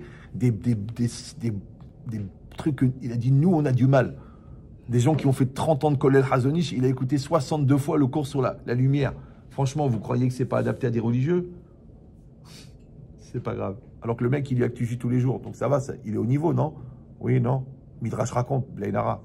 J'ai peur qu'il se fasse une entorse du cerveau. En vérité, l'idée, c'est quoi? Donc je réponds toujours la même chose. Si je suis Rav et j'ai un Kahal, j'ai une communauté, c'est que des gens qui font pas Shabbat. Que des gens mariés avec des goyotes, que des gens qui mangent du halouf. Est-ce que j'ai le droit d'utiliser un Sefer Torah qui n'est pas kasher? Dans l'absolu. Je dis franchement, il n'y a aucun qui est Shomer Shabbat. Je vais prendre un Sefer Torah avec un trou, où là il manque une paracha, et même on fera l'akbar, il y aura des trous. Ouais, c'est pas grave, parce que de toute façon, ils sont pas cachers. Je donne un Sefer Torah qui n'est pas cacher. Qu'est-ce qu'il répond l'autre? Ah ben non, au contraire, il faut un Sefer Torah à la Méadrine, un très très beau Sefer Torah, et Asrat Hashem par le sroud du Sefer Torah, ils vont faire teshuva. Alors j'ai dit, pourquoi tu veux que je fasse une Torah bidon, sous prétexte que le Kahal, il n'est pas au niveau? Maintenant, vous, la vérité, il y a quand même de la distance entre vos élèves et vous. Vous me suivez ou non? Donc vous êtes censé être 100 fois plus fort qu'eux. Même dans la teshuva, c'est pareil. Moi, je vois des jeunes avrechim, ils me disent « Ouais, j'ai envie de faire du zikouya rabim. » En vérité, ils veulent faire des séjours de Pessah sans payer. Ouais. Je lui dis « Mais JH2, ça veut dire jeune khmar au carré. Si vraiment tu veux faire du zikouya rabim, vraiment béhémet, il dit « Oui, Rav, je veux béhémet. » Je dis « Alors, va étudier 10 ans encore au collège. » Ah non, mais je suis pressé parce que Pessah, c'est dans 3 mois. Tu transmets pas ce que tu as, tu transmets ce que tu es. Tu es ce que tu es devenu. Tu es devenu ce que tu as intégré. Tu as intégré ce que tu as compris ce que tu ne savais pas. D'accord? Donc ça va être ça le travail. Donc vous, plus vous préparez votre cours, plus vous maîtrisez votre matière, plus vous êtes clair dans la matière, d'accord? Alors il vous restera que la motivation. Mais quand vous devez gérer et la motivation d'enseigner et la compréhension du sujet, le Satan, il se sert de ça pour faire un balagan dans la tête. Parce que Ikar, Avodat, Yetzerara, les balbel et Tadeot. Le principal objectif du Yetzerara, c'est d'embrouiller l'esprit. Parce que vous aussi, vous avez un Yetzerara. Ouais. Donc si maintenant l'enfant, il pose une question qui déstabilise, ou si c'est pas exactement dans ce que vous avez préparé, votre ego, il en prend un coup. Du coup, ça casse la volonté d'enseigner. Pourquoi? Parce que vous n'étiez pas clair dans la matière. Comme moi, je peux enseigner tranquillement parce que la matière, je la connais par cœur. Il me reste que le plaisir de transmettre. Vous, il faut que vous ayez tellement maîtrisé en amont le sujet, c'est pas que vous comprenez au fur et à mesure que vous enseignez. Parce que si vous avez le lekavsrou de vous dire on peut comprendre au fur et à mesure, mais l'enfant, il l'a pas. Donc, dès qu'il voit que vous ne maîtrisez pas le sujet, que vous fouillez vos notes, que vous avez la tête ailleurs, tac, la boulette de papier, la blague bidon, le clown, Mais où il a trouvé ça? Où il a trouvé un espace pour faire le hmar? Parce qu'il y avait du vide. Or, si toi et lui, vous êtes comme ça, Ahava Echad, ouais, toi, encore une fois, impliqué, lui, intéressé, il n'y a pas d'espace. Toi et ton mari, vous êtes comme ça. Les gens, ils m'appellent Rabbi Chetrit, j'ai découvert des choses dans le portable de ma femme, sur les emails de mon mari. Je lui dis, écoutez, j'ai une seule question. Vous êtes comme ça les deux? C'est pas évident. Alors, Yesh Makom, il y a de la place. Ouais. Si tu es comme ça avec Hachem, il n'y a pas de la place pour la Touma. Les gens me disent, vous savez, mon fils, il se drogue. Je dis, mais t'es comme ça avec lui? Non. Qu'est-ce qu'ils disent les goïms? Ils disent, la police, c'est le père, la drogue, c'est la mère. C'est que si tu lui donnes sa dose de tendresse, d'amour et de bien-être, qu'est-ce qu'il a besoin d'aller chercher l'artificiel, puisqu'il a le naturel? Si tu lui donnes le cadre, l'autorité et la sérénité de l'autorité, qu'est-ce qu'il a besoin que le policier lui dit? Dis-moi, tu vas aller en prison. Vous avez compris ou non? Parce qu'ils ont été obligés de faire des policiers pères tellement les pères sont laxistes. Et père, c'est repère. Maintenant, tu vas dire, non, mais ça, c'est chez les goïms. C'est la même chose. Une fois, j'ai appelé un rave, un vrai Talmid Chacham, plus Chacham que moi. Je m'excuse, jamais j'interviens, mais là, je te préviens, tu as une fille extraordinaire, mais elle va mal tourner. Il m'a dit, mais pourquoi? Maintenant, le gars, Dafayomi, enseigne à la yeshiva, baba, un Chacham. Je lui dis, tu la prends jamais dans tes bras. Il dit, oui, mais c'est pas mal. Tu lui dis jamais que tu l'aimes. Tu dis pas que tu es fier d'elle. Il m'a dit, ouais, mais c'est contre nature. Ma mère m'a jamais pris dans les bras. Mais ta mère, c'était une crée. C'était une prof de physique, je sais pas, elle était Kasra. Mais toi, t'as souffert de ça. Combien de soirs t'as pleuré à la yeshiva Ktana qu'elle t'appelait jamais pour te dire je t'aime? Ouais. Donc tu es en train de faire subir ça à ta fille. Parce que Avera Goret Avera, tu fais un gilgoul de Rama. Donc tu casses et tu prends dans tes bras. Tu dis ça te fait mal, c'est bien, tu changes de nature. Parce que Poken Avon Abanim, la faute des pères, elle va sur les enfants. Elle dit la Gemara, si les enfants, ils vont dans le même sens que les parents. Vous comprenez ou non? Moi, mon père, il mangeait très vite. J'ai appris à manger doucement. Mon rave, il a beaucoup fumé. Moi, j'ai pas fumé une clope de ma vie. J'ai appris. On n'apprend pas que du bien. Ouais, on apprend du moins bien aussi. Ouais. C'est pas grave, on apprend. Donc, c'est quoi l'idée? C'est que je lui dis, toi, tu t'occupes de ta fille. Parce que sinon, si tu lui donnes pas, écoute bien, la tendresse cachère, elle va la chercher pas cachère. Et peut-être qu'elle-même, elle sera prête à payer en nature pour obtenir quelques satisfactions. Donc, tu lui donnes. Ouais, il faut que la fille, elle soit amoureuse de son père et que le garçon, il soit amoureux de sa mère. Mais sans Oedipe, hein. Ouais. C'est-à-dire, bravo, je suis content, je suis fier, c'est extraordinaire. Et quand l'enfant, il a mangé son assiette de Dafina et que le Satan, il lui propose une choucroute, il dit, j'ai mangé, j'ai pas faim. Vous me suivez ou non? Ben vous, c'est pareil. Vous, quand vous leur donnez l'autonomie, et vous leur donnez l'amour, et vous leur donnez l'intelligence, et vous leur donnez la finesse, et vous leur donnez la culture du résultat, et surtout la culture de l'effort, l'enfant, il va vous aimer. Maintenant, vous l'aimez, lui, il vous aime. On a dit qu'aimer, c'est faire un. Donc, s'il n'y a pas d'espace entre vous deux, il n'y a rien qui peut passer au milieu. Maintenant, la logique, c'est quoi? C'est que votre travail, c'est de faire exister l'enfant. D'accord? Il y a un truc qui n'est pas clair. C'est vrai, vous avez raison. Mais regardez, et suivez la suite du cours, vous allez voir que ça répond à votre question. Sinon, à la fin du cours, je suis là, moi, je ne vais pas partir. J'aime la vie. Donc, où j'étais? De quoi je parlais? Je ne me rappelle plus. Ouais, c'est pour ça que je ne veux pas interrompre, parce qu'en fait, je suis un tagine. Si vous m'enlevez du feu, j'arrête de cuire. Je ne sais même pas ce que je vais dire dans 5 minutes. Voilà, l'effort. Très important. On a dit, c'est quoi? Ezeu Gibor, Akovesh et Titzro. D'accord? Donc ça, il faut l'expliquer aux enfants très jeunes. Même ce que j'ai dit là, avec le Yetzerara, Nana, celui qui existe à ta place. Il faut expliquer. Im Enani Limili. Vous faites, même si vous êtes prof de français, vous faites 1 minute de Moussard, qui est la morale du jour. À l'époque, moi, il y avait la morale. Quand il était en 70 ou la 65, enfin j'étais jeune, on avait une phrase au tableau, la morale du jour. Ça durait 5 minutes, le gosse il part avec, il réfléchit dans la journée, le lendemain il en a une autre. C'est pas grave, au pire il devient intelligent. Ouais. Et donc, On a dit Ezeu Gibor, et on a dit Gibor, ça veut dire fort. Maintenant, comment on traduit Ata Gibor? Tu es fort. Comment on l'écrit en français? Tu es fort, tu, T-U, est fort, E-2-F-O-R-T. Je sais que vous l'auriez écrit différemment, vous avez envie de me dire... Mais vous savez, je dictais des dissertes de philo à 17 ans, donc je connais le verbe être. Donc, tu es fort, tu l'écris T-U, E-2-F-O-R-T. Ça veut dire toi es fort. Toi est fort. L'effort, toi. Ouais. Si tu marques tu, toi et ES, donc déjà on est dans un projet existentiel fort avec une réalisation tardive, il y a beaucoup de gens qui se perdent en route. Mais si tu dis effort, moi effort. Ah, tu dis mais qu'est-ce que je vais faire avec le S, le verbe être? Le verbe être, c'est quoi? C'est le nefesh. Le nefesh, il peut être un rikouv, il peut être un piège, il peut être aussi un empêchement. Parce que est-ce que je suis capable, j'y arriverai pas, qui a dit, c'est pas à moi de le faire. Donc qu'est-ce que tu fais? Tu enlèves le nefesh. Comment on appelle en hébreu? Le messirut nefesh. Tu dois le faire, fais-le.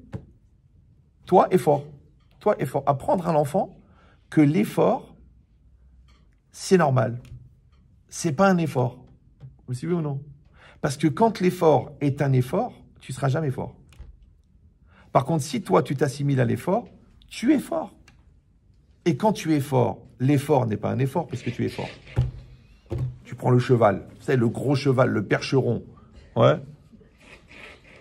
Vous savez, le percheron, c'est une race de cheval très, très fort. Vous avez déjà vu, il fait 1,75 m au bas du dos. Il fait presque 2 mètres de haut. Et il a une puissance, il s'en servait à l'époque pour tirer les trains en panne, pour tirer les péniches. Il est fort. C'est-à-dire que quand vous montez dessus, il ne sent même pas qu'il y a 80 kilos sur son dos.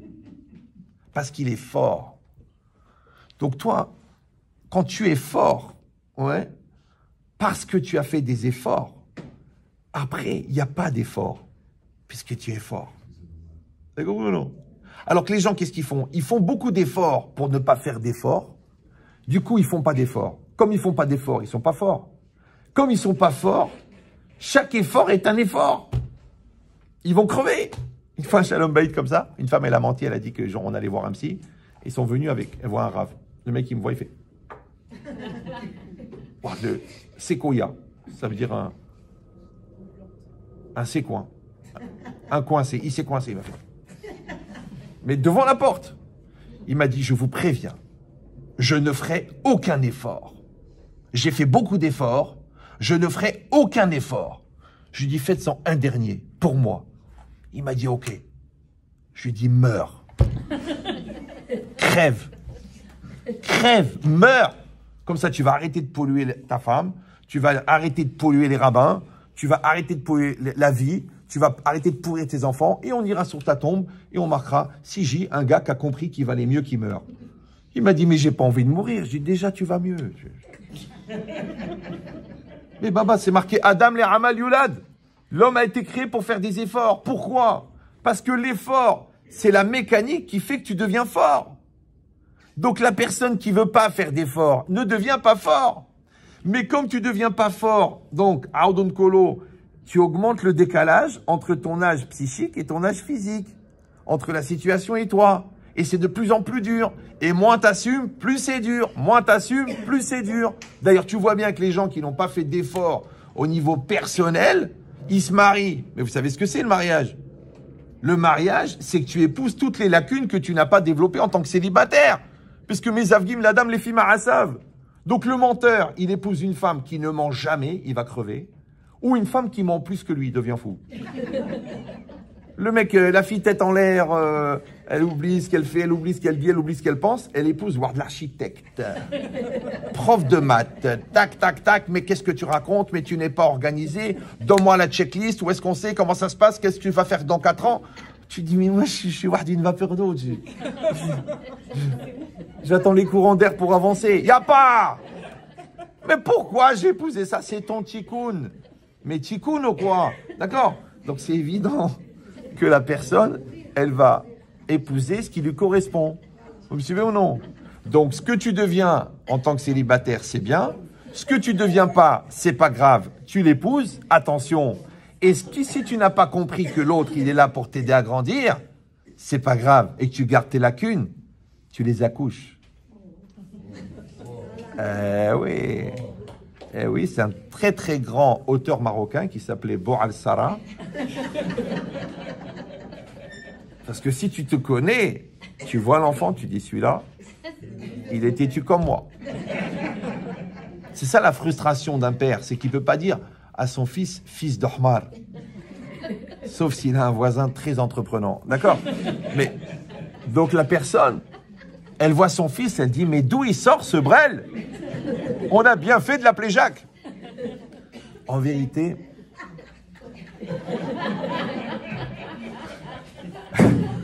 restez concentrés, ne me quittez pas. D'accord? Donc l'enfant, qu'est-ce que c'est l'enfant? En vérité, l'enfant, c'est le Gilgoul.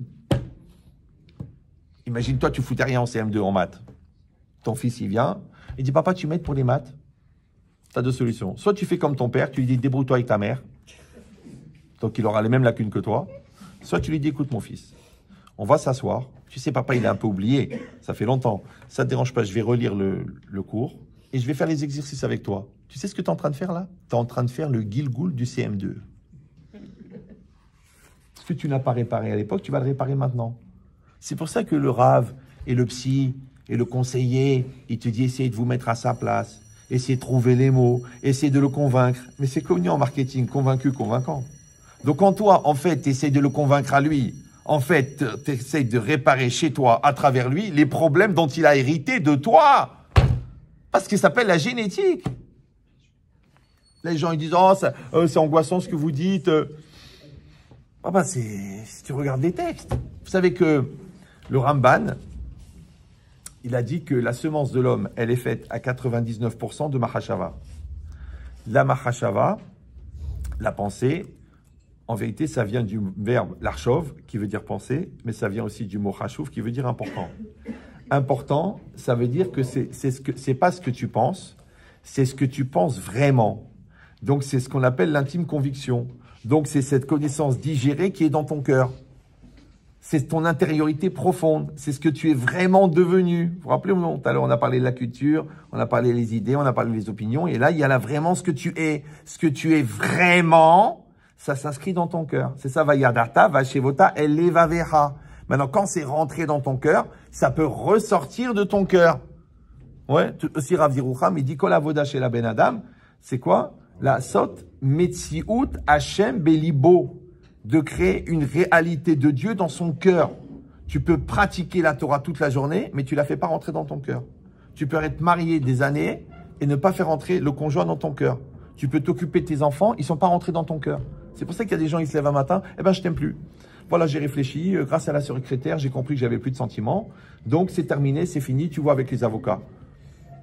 Tu dis, excuse-moi chérie, 26 ans de vie commune, 8 enfants, quand même, il devait y avoir quelque chose. Non, il n'y a jamais rien eu. En fait, je t'ai jamais aimé. Je me suis marié déjà, la roupa, je doutais. Le rabbin, il m'a dit, ça va venir, c'est jamais venu. Mais en vérité, c'est normal. Parce que comme tu as cultivé ton égoïsme et la fracture, tu risquais pas de faire de la fusion. Et on a dit que l'amour, c'est la fusion. Et quoi? Et comment, en cultivant l'individualité, tu espérais atteindre la communauté. Et communauté, c'est communion. Communion, c'est comme un. Comme un, c'est un. Mais comme tu as cultivé le comme deux, il n'y a pas un, il y a deux. Et A'ava, c'est Ehad. Et Sin'a, c'est Shnaim. Sin'a, Snaim. Lotisna, ça veut dire Lotiou Shnaim. Ne soyez pas deux. Maintenant, toi, tu dis oui, on n'a plus rien à voir, on n'a rien en commun. Mais on a en commun que ce qu'on a en commun. Si le jaune, il refuse de se mélanger avec le bleu, si la farine, elle refuse de se solutionner avec l'eau, je peux te dire qu'il n'y aura pas la pâte. Et si Béhémet, on a mélangé l'eau et la farine, vraiment, on a fait un deal. On a dit, tu sais quoi, on va faire des halotes à Sarcelles. Tous les vendredis, on va gagner un argent. Maintenant, moi, j'ai 200 kilos de farine pure. Et moi, j'ai 200 litres d'eau minérale, de l'évian. On va les mélanger, on va faire les halotes. J'ai déjà le nom de la marque, on va les appeler Fihala. D'accord? Et donc, toi, tu amènes la farine, moi, j'amène l'eau, et on commence, tac, tac, tac, et maintenant qu'on est dans le pétrin, on se prend la tête, j'aime plus ta tronche, rends-moi l'eau. Je peux pas, papa. Reprends la farine. Impossible. Ça va ou non? Donc, question.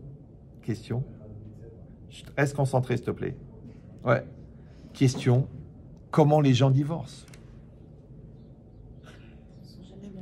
Ils ne se sont pas mélangés et surtout, ils ne se sont pas transformés. Tu dois changer pour ton conjoint. Moi, j'avais une maladie. Quand j'étais jeune marié, j'étais très cartésien. Et ma femme, qu'Hachem la garde en bonne santé et qu'elle ne soit jamais veuve, ouais.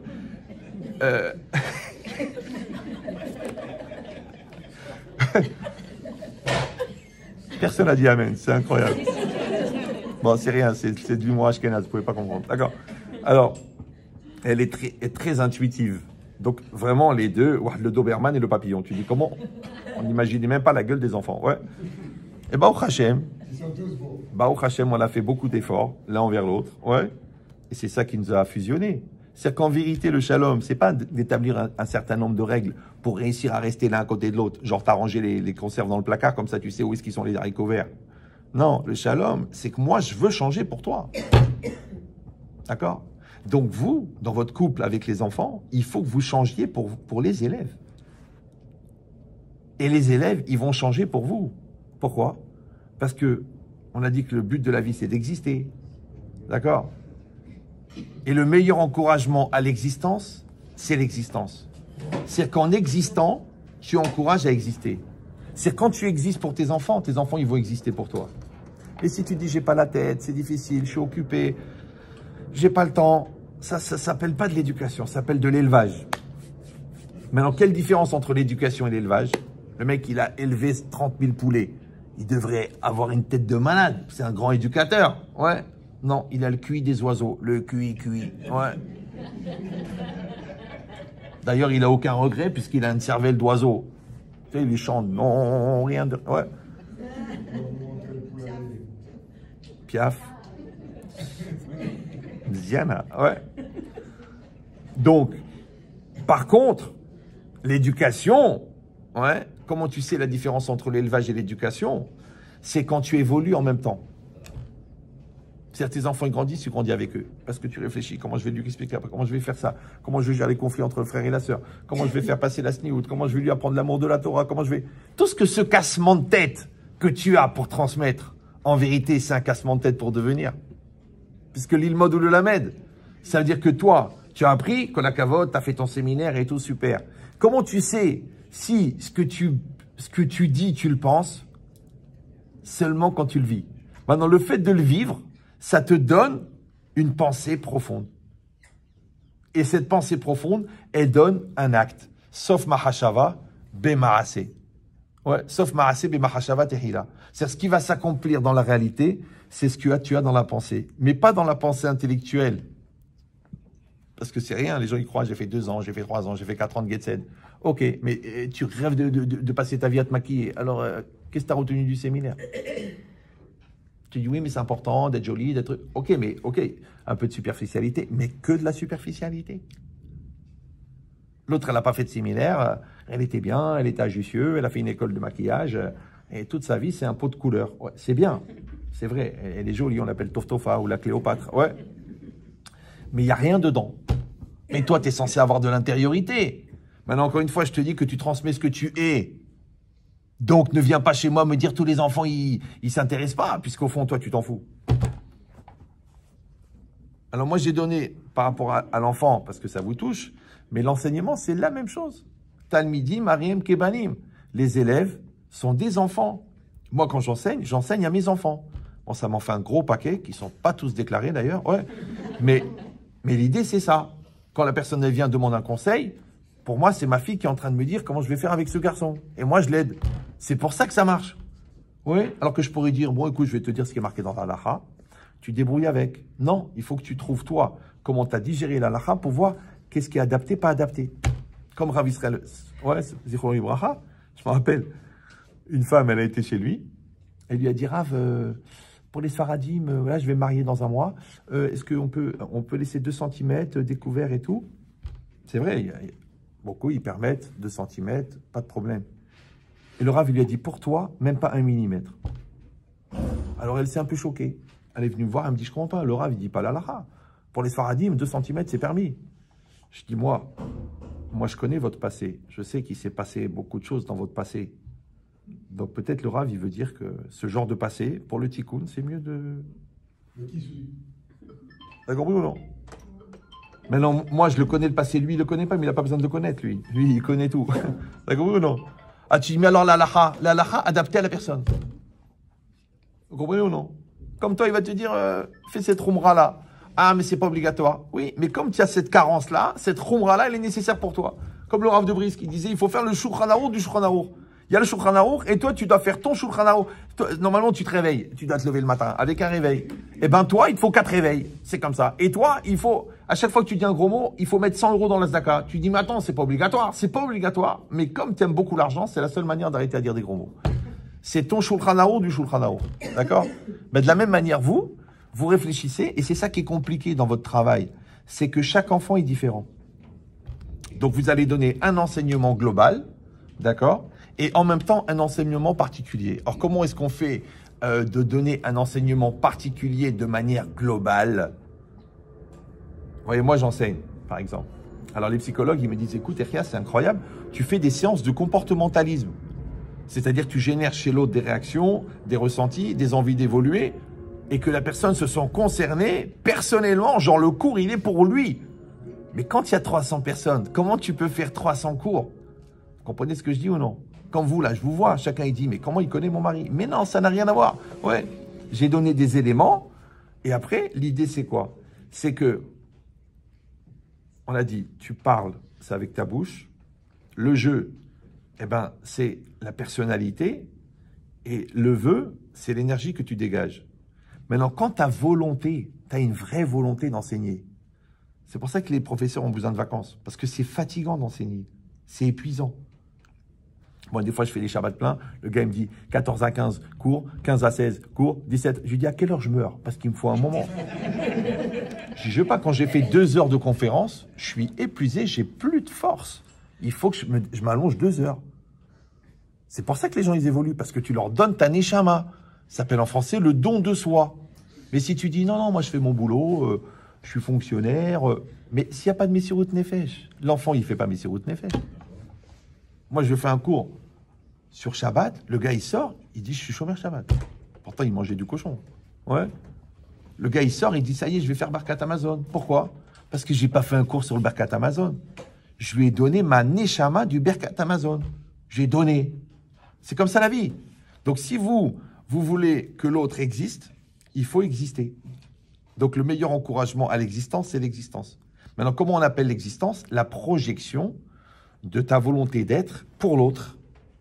Donc, tu dois te projeter. Pour ça, d'ailleurs, qu'il faut faire une prière avant chaque cours. Comme ça, il dit le Pélé Yoetz pour le Darshan.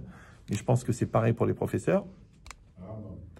Que vous priez, vous dites qu'Hachem y fasse, que j'ai les bons mots, que j'ai les bonnes idées, que j'ai les bons exemples, et qu'il y a une fluidité, et que ça soit mékoubal, ça soit accepté dans la tête de l'enfant. Puisqu'on a dit que Ahava, c'est un pont. C'est un pont. C'est ça la communication. Communication commun, comme un. D'accord, maintenant ça va être votre volonté d'enseigner qui va rencontrer sa volonté d'écouter. Donc c'est le lien entre les deux volontés, puisqu'on a dit que Ahava, c'est Shaviut Taretzonot. L'amour, c'est l'équivalence des volontés. Donc vous captez sa volonté et vous lui envoyez de la volonté. Maintenant, des fois, la captation de la volonté existe même en dehors du cours. Une fois, un prof, il est venu, il m'a dit, ouais, j'en ai un, il fait le balagan dans la classe, j'arrive pas, on est dans la confrontation, je vais le renvoyer de la classe. Je fais, non, tu l'invites Shabbat. Il m'a dit, comment? Tu l'invites Shabbat. Il va être choqué. Il sort du cadre, il n'est plus la star de la classe, il vient avec toi, tu l'invites, tu l'emmènes à la synagogue, tu parles, tu lui fais kavod à table, tu lui fais le Dvar Torah, il voit que tu es un être humain. Après, quand il va être en classe, il va dire, je ne peux pas faire le balagan et l'archouma au Rav. Il m'a reçu chez lui à la maison. T'as compris ou non? T'as détourné son satan. Bon. Je dis, bon, on ne peut pas tous les inviter. suis d'accord avec vous. Ouais, mais c'est juste pour montrer que c'est pas forcément direct. Ça peut être indirect. D'accord? Celui-là, tu lui donnes des fonctions. Ah bah c'est toi qui t'occupes d'écrire, c'est toi qui t'occupes de trucs, c'est toi qui vas marquer au tableau.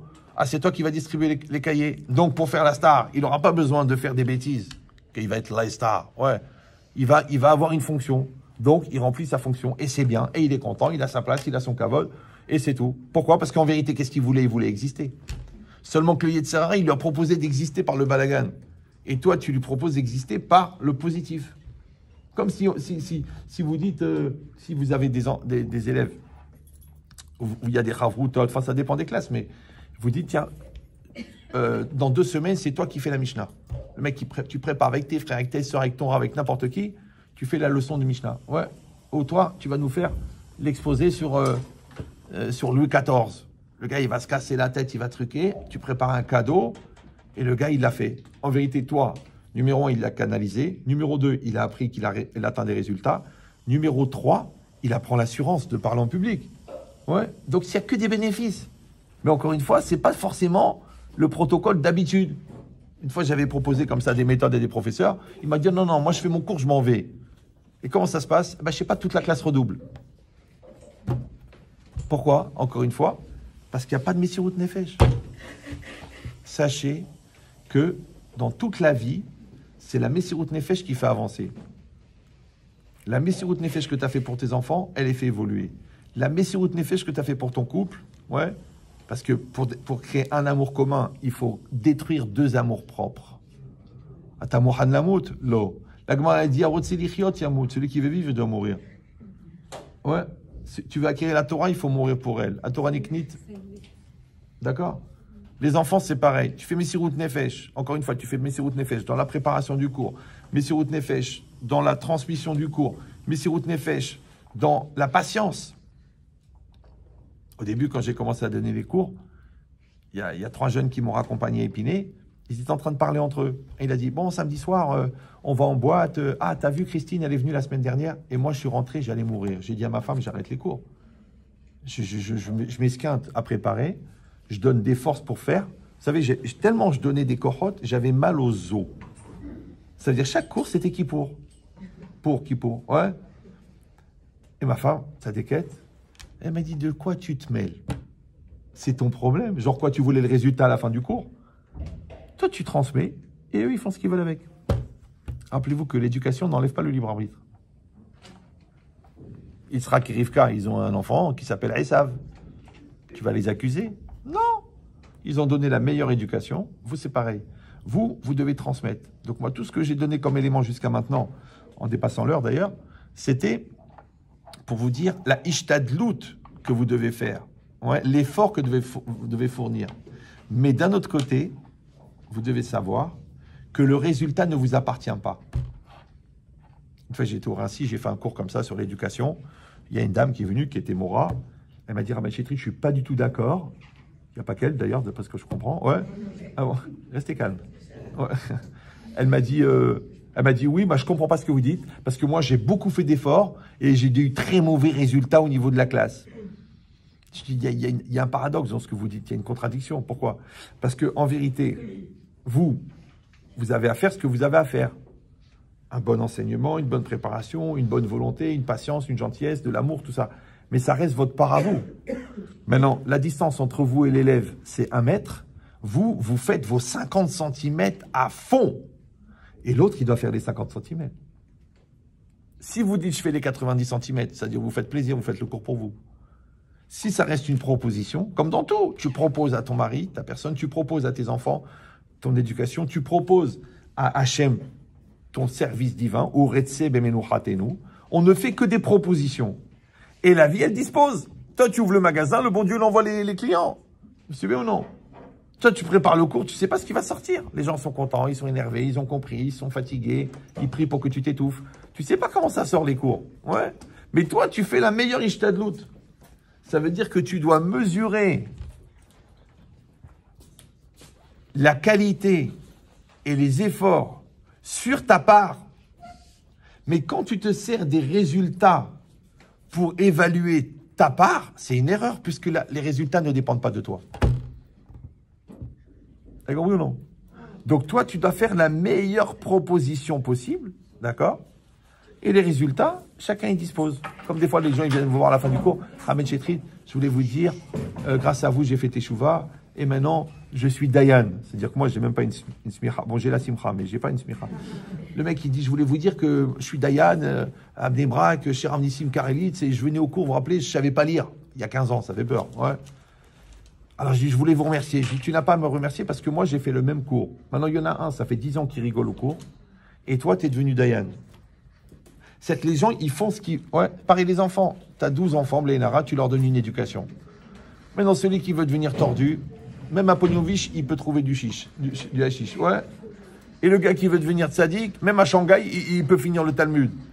Il n'y a pas de problème. Vous avez compris ou non? Ça reste le libre arbitre. Donc, encore une fois, je ne pouvais pas commencer le cours par ça, parce que sinon, vous auriez dit, c'est pas la peine de faire des efforts. Ouais.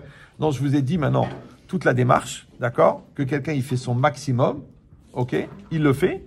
Et c'est pour ça qu'elle avait raison de parler de Baltachrit. Parce qu'en vérité, si vous réfléchissez bien, quelque part, vous êtes partenaire des parents. Moi, avec ma femme, souvent, quand vous allez au truc de réunion d'élèves et tout ça, alors les profs disent oui. Je dis, écoutez, on est partenaires. Maintenant, nous, on les voit 3 heures par jour. Vous les avez 8 heures par jour. Je fais lequel des deux qui peut participer le plus? Donc, venez, on le fait ensemble. Ouais. Parce que l'autre, il rejette sur les parents, l'autre, il rejette sur l'école. On travaille ensemble, comme la main droite et la main gauche. Ouais, on est coordonnés. Il dit, mais d'un autre côté, si on ne le fait pas, ok, on dit on a fait des efforts, et puis on a travaillé, et puis on avait un salaire. Mais on est partenaire d'Akadosh Baruch Hu. Il ne faut jamais oublier que c'est des neshamot qu'on vous a confiés. Ce n'est pas du bétail. Comme nous aussi, on a des neshamot. On a des enfants. C'est nos enfants. Même si on dit, bon, allez, après la choupa. Mais on a le souci. Même après 15 ans de mariage, quand il t'appelle et il dit, papa, je me suis pris la tête, ça te fait quelque chose. Pourquoi? Parce qu'on est des parents. Et parents, on ne peut pas être parents une fois par an. Et comme les élèves, c'est les parents, c'est les enfants, donc on est parents. Donc vous avez le souci. D'ailleurs, comment vous savez que vous avez réussi l'enseignement? Vous savez quand? Quand 15 ans après, le gars marié, il vient vous voir, il vous dit, vous savez, je me rappelle encore ce que vous disiez en classe. Ça veut dire que tu as réussi.